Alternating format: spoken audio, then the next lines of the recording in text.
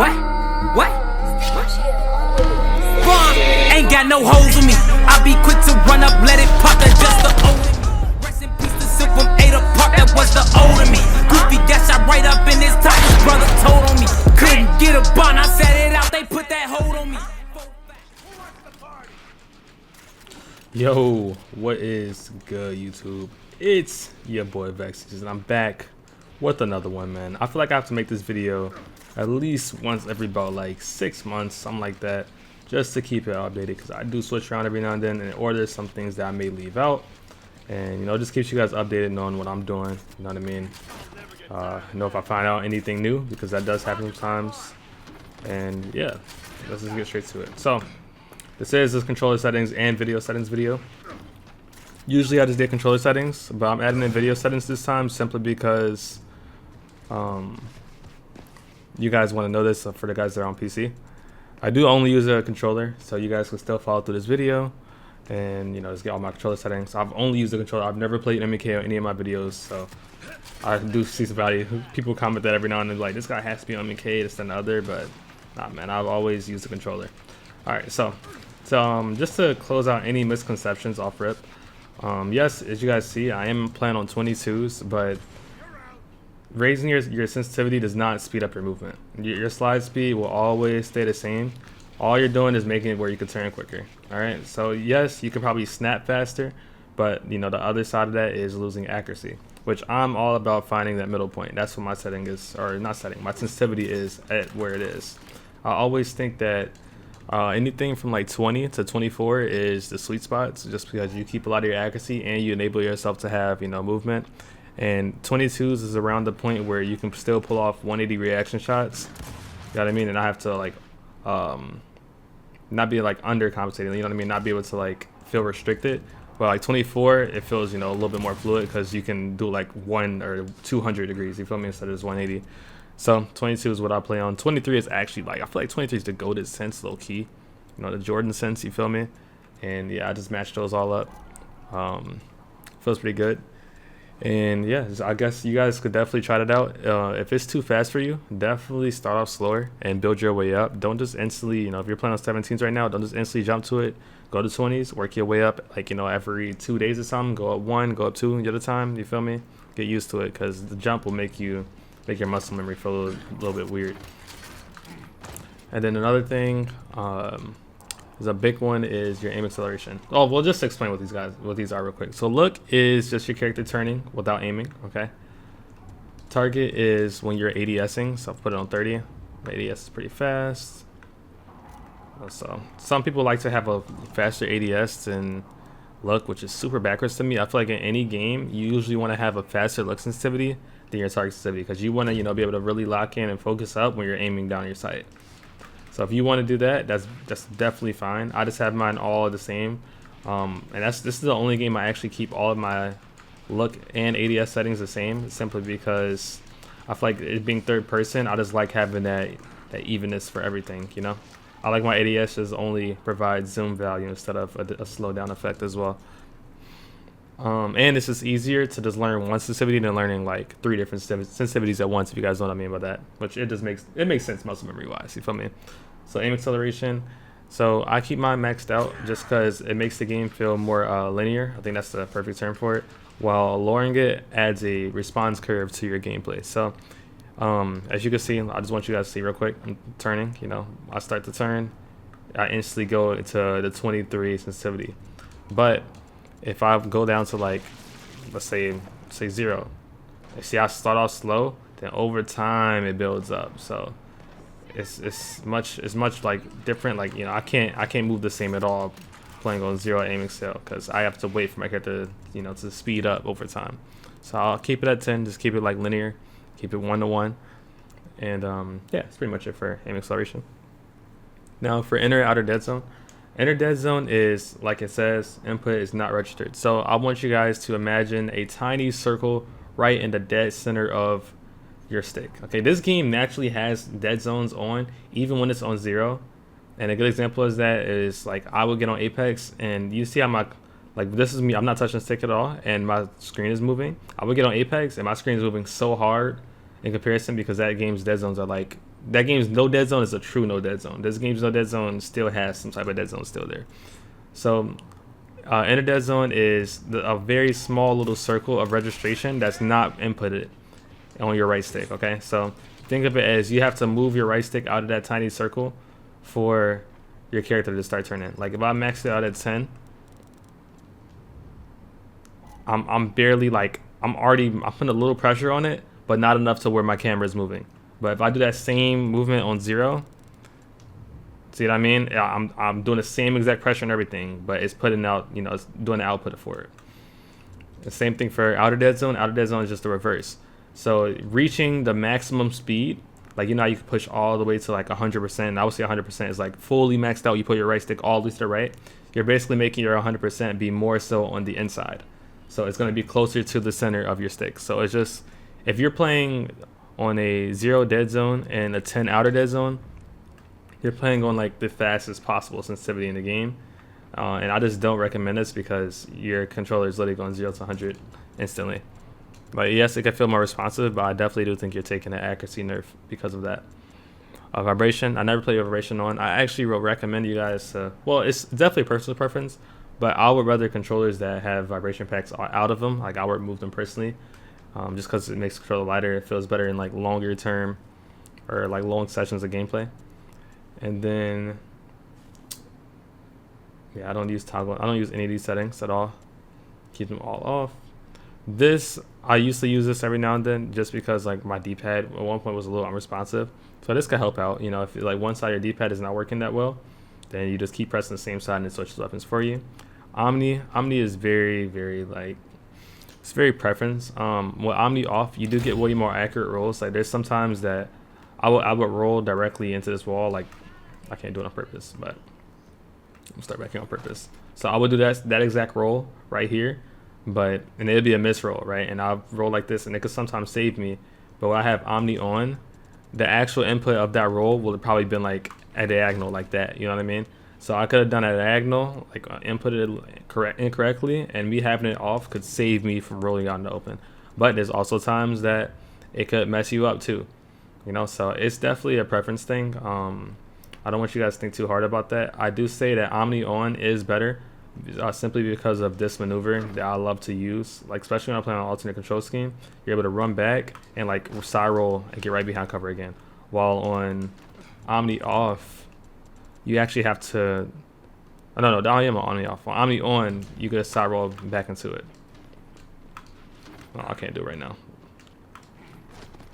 It's way simpler just because the diagonal is there. But when it's off, that you have to turn your screen and then do the sideways roll. You feel me? So it's a very just nice technique to have on when you're playing like alternate control scheme.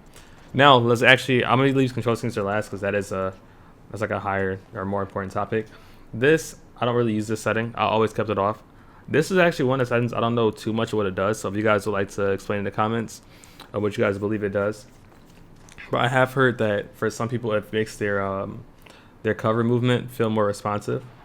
So I guess you move faster when you like roll your stick to one side or the other, like doing like this. I guess I couldn't tell you, but I'm not gonna mess around with that.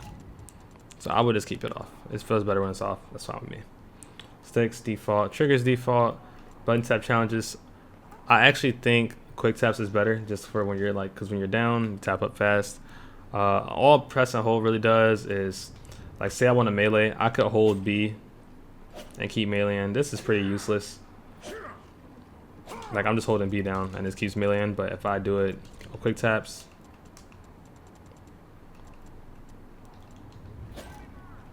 it only melees the one time. So I don't really think that's a very, useful setting. But if you guys would, want to play with that on or off, up to you.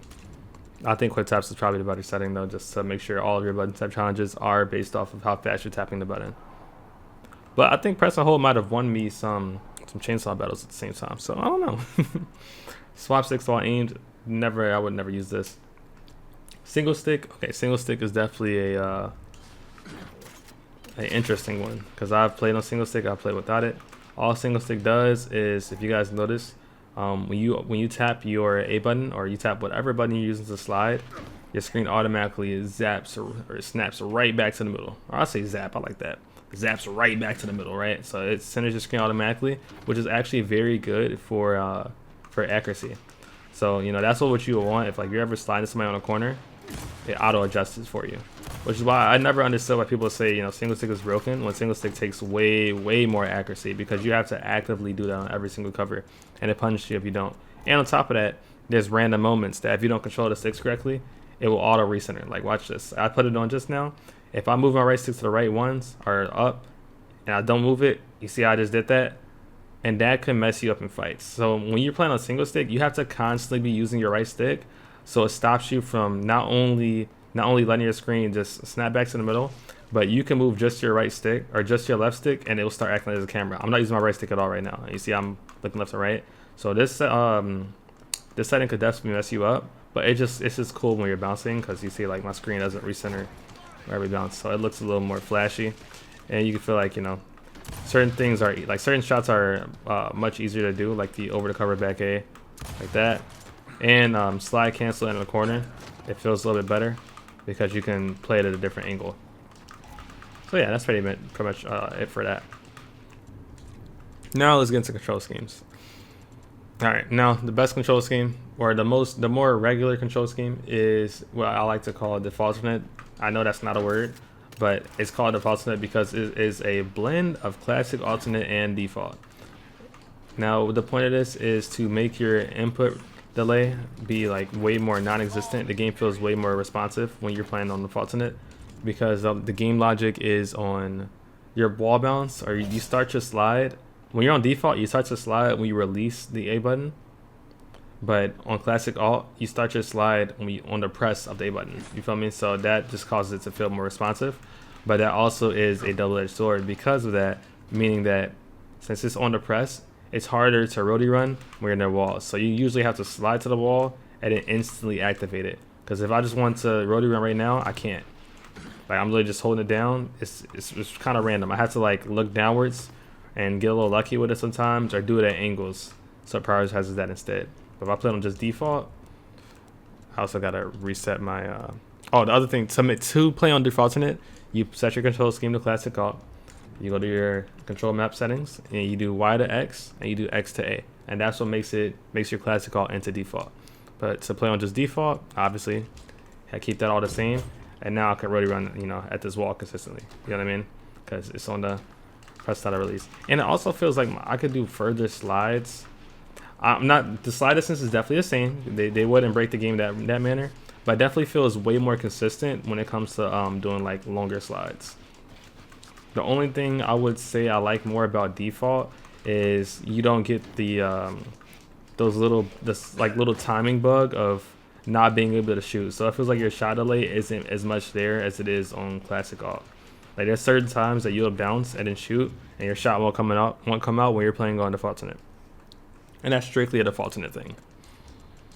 So I would recommend DEFAULTERNATE for you guys, or if you guys want the actual best control scheme, it will be classic alt.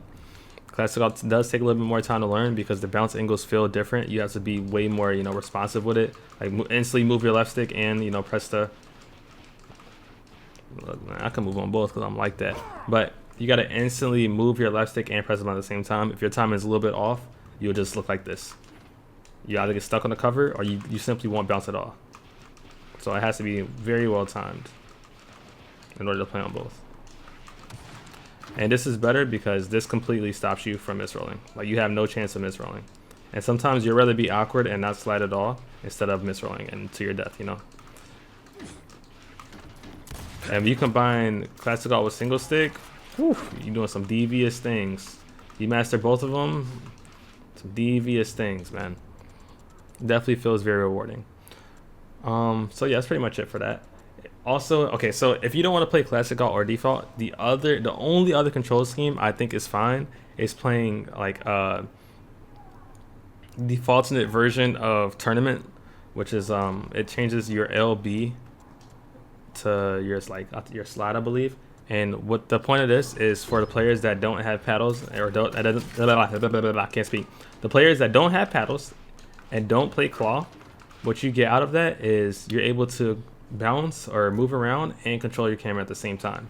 All right, other than that, I definitely do recommend you guys try to learn paddles or play claw, because being able to, you know, press the buttons and move your camera at the same time is the biggest plus in this game. Like, I'm not kidding when I say the biggest plus in this game. I recommend that more than anything. That would make the greatest impact to your gameplay than any setting can do. So yeah, that's pretty much it when it comes to control schemes. Yeah, I think it's like LB to X. I'll put it in the comments for you guys that want to try the tournament one. And then let's go to game settings real quick. I'm gonna do these game settings and then we'll go into video settings right after. So auto reload, I keep that on. You finish the clip. Sometimes you don't notice when you finish your clip. Starts to reload for you. Could help you. You time it well still. Aim assist, keep that on or off. I recommend you just keep it on, even though there's barely any aim assist in the game. But I just know for a fact that, like, you know those little one pellet shots you can get, like, you know, when somebody's barely behind cover, you get those more when you have aim assist on, because there's bullet maxism still in the game a little bit, so they can, you know, that can help you at times. All right, and then disable yank. I see a lot of you guys still pulling off the old yanks, man. And this usually happens when you're like, you have a teammate next to you and you want to revive them. So this is just a real bad area that you could just turn off, because I'm gonna be real, the yank is extremely useless. You only catch a very bad player with a yank. Keep the versus X-ray on. You see your teammates do walls. It's a given, right? You don't really need pickup spotting. I mean, if you can have pickup spotting on, it could be helpful, but usually I know where the weapons are dropped at, but it's, you know, it could be dope. You know, you mark a weapon. I don't think I wonder if I can do it in free for all. But you mark a weapon for your teammate or something like that. Yeah, I can't do it here. But you mark a weapon for your teammate or something, it could work. You know, it could be cool. Button prompts. You don't really, if you're playing the game for a long time, you don't really need button prompts, but it's definitely good to know when you are over the what you call it, like over the nades or over whatever, because there's certain things that spawn at random spots. It definitely helps you out and lets you give you an indicator when you're on top of something, they can pick it up. So I keep that on for sure. And then tutorial hints, definitely not. I do not want those big ass tutorials popped up on my screen when I pick up a gun. Multiplayer HUD, if you see the difference. I can't see the ammo, I can't see the score. Don't play with this. Simple as that. Immersive. I like immersive. I feel like it's a more accurate display of your health. Simple doesn't really display your health when you're like in low damage well enough for me. I feel like sometimes I'll play on simple, I feel like I'm getting one shot down more often, because I don't really know that I took like I don't know when my small damage, like small health goes away, if you guys know what I mean. Like when I take like 10 or 15%, you can get one shot down because of that. So it is worth it to have more accurate, I don't want to say damage numbers or damage display. So I definitely play on immersive. Damage numbers, this is escape and horde. You'll need that. Escape and horde. Hit markers, definitely keep those on so you can know when you're keeping somebody hurt or you're gonna hit them in general. It's definitely worth it. Keep this on for sure. A lot of stuff doesn't work. I mean, that doesn't work. Doesn't matter really. This game clock can be helpful if you play like execution or something like that. Definitely could help. And escalation, I'm pretty sure it will help as well, like telling you how many seconds to your like trip cap or something like that. So I could definitely see that helping you. And then other than that, just check text chat stuff, so that doesn't really matter too much.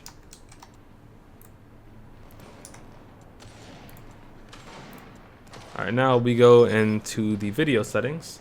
And okay, I play on this resolution scale because I play on a 1440p monitor. All right, so if you're playing on a 1080p monitor, play whatever your 100% resolution scale is. Okay, that is huge for you. Just keep it simple. And then I'm a very performance over quality type of guy. I want to have the max possible frames I can get instead of making the game look beautiful. You know, I'd rather things feel way more smooth and beautiful. I do have a pretty good graphics card of 3080 Ti, so I don't really have to care about specs. I could play either one and still get these amount of frames, but even then, I don't want to have any stutters, anything like that. So yeah, this stuff is, I have this stuff off, none. keep my max on unlimited, so I can go to whatever number. And then my field of view is on 100. I have changed it a little bit, but I like being able to see everything, you know, everything possible. But it can be harder to predict chunk ranges when you're playing with your field of view on 100, so be wary of that for sure. Show stats, you only need FPS if you're gonna do any, just so you can know when you're dropping frames or something like that. And then this is when we get into the nitty gritty. All right, usually, if you don't have as good specs as me, I definitely recommend you put everything on low. Okay, everything in this game low and off. All right, simple as that, just so you can get the max performance out of your system. But I play my character texture detail on ultra because sometimes I take screenshots of the game and I want my thumbnails to look pretty good. You feel me? So that's the only reason I would do this. Other than that, performance wise, put it on low or medium. All right, everything else here, medium. Okay, for me at least. But for you, if you don't have a 3080 or even like a, you know, the 40 series, definitely put them on low, because Gears is not extremely well optimized, especially when it comes to their shaders, and I'll explain that later in this video as well. So character level detail, same thing, medium for me, but low for you if, you know what I mean, that's not doing well for you, or if you have lower specs. Then shadows, I never run shadows in any game. Never found a reason to. It just definitely eats up your VRAM. It's just not worth it. Same thing with all of these settings down here. Just off, low, off, you feel me? No point. This, I need to have this. I don't know why this is maxed out, but it's definitely better to have it low, for sure. So I'm glad I just went through that.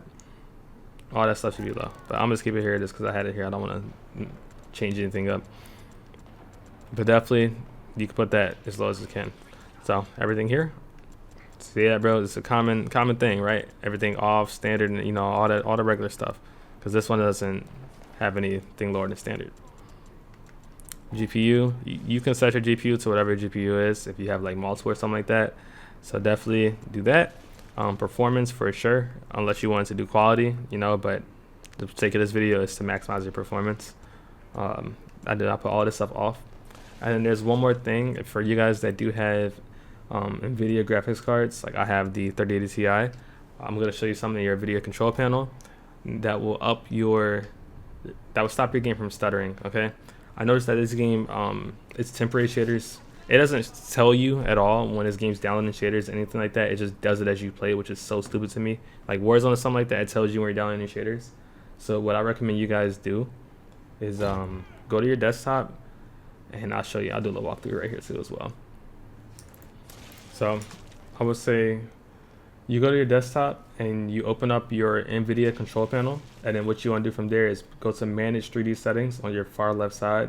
It's the second thing in the first column. And then from there, you want to scroll down all the way towards the bottom, and the second thing should be shader cache size, or it should be around there, but look for shader cache size, and you want to set that to either 10 or 100 gigs. Now this only works if you have a decent sized hard drive or SSD, you know, whatever you have, and this allows your game to keep the shaders that Gears downloads and doesn't temporarily like delete them ever. So Gears automatically deletes shaders when you're not constantly playing on maps. So I feel like certain maps that aren't played as often, like Ritual is a very heavy one that just randomly deletes shaders and it starts stuttering and feeling crazy, or anytime you haven't played on the map for a while, most likely the shaders for it have been deleted. So you want to update your shader cache size, and it'll help you not only on this game, but it can stop your stutters on the other games as well. Other than that, you guys can copy all of my 3D settings. You know, everything I have once again off and low. I also have my PC overclocked as well, which, you know, I'm not gonna tell you guys all about that, but when it comes to Nvidia settings, you could definitely do all of these, bro. Maximize your frame rate, put everything off. Low latency on ultra. Put your power management on preferred maximum performance. That is gonna pull more power though, so you guys do take note of that. And then everything else is off, and just copy this. So yeah, that's pretty much it for when it comes to video settings. And these settings will take you a long way as well, for sure. I promise that.